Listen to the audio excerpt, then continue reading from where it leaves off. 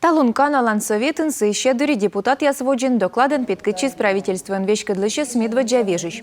Эльмира Ахмеева вишталы смыво чума регион соправительство республикалын социально-экономической туйвещсы в Медеммогыш. КПДН школа да детсадьяс больнича смогмедены вулием бурен. Итая санкция с выловиджеттег. Под руководством главы Республики Коми Владимира Викторовича Уйба нам удалось скорректировать свои действия не только в отношении нивелирования последствий внешнего санкционного давления, но и начать работу по восстановлению региональной экономики и повышению качества жизни населения республики. Многие меры поддержки бизнеса и граждан были подготовлены с вашим, уважаемые депутаты, непосредственным участием. Хочу поблагодарить свою команду правительства Республики Коми, руководителей муниципальных образований, контрольно-надзорные органы за слаженную работу в такое непростое время.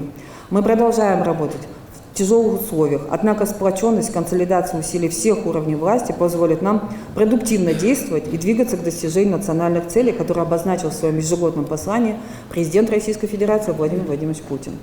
Несмотря на снижение доходной части бюджета, в 2023 году удалось, во-первых, выполнить все взятые на себя обязательства. Второе, мы видим, что это объективно в рамках нынешней складывающейся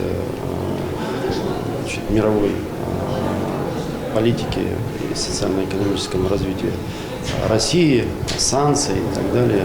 У нас падают объемы поступления налогов в связи с сокращением, понятно, прежде всего, доходов от добывающих сырье компаний.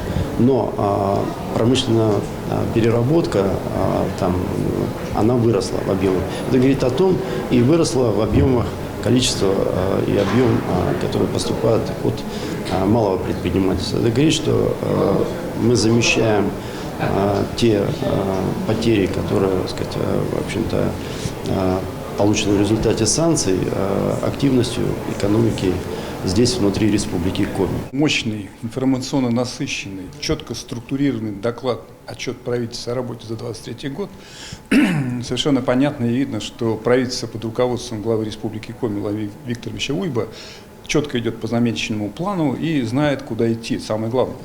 Не случайно было озвучено очень много тех направлений, особенно по социальной политике, связанные с оздоровлением деток и питанием, и строительством социальных объектов и другие направления.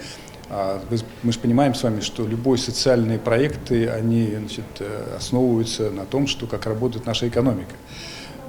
И экономика Республики Коми, она адаптировалась.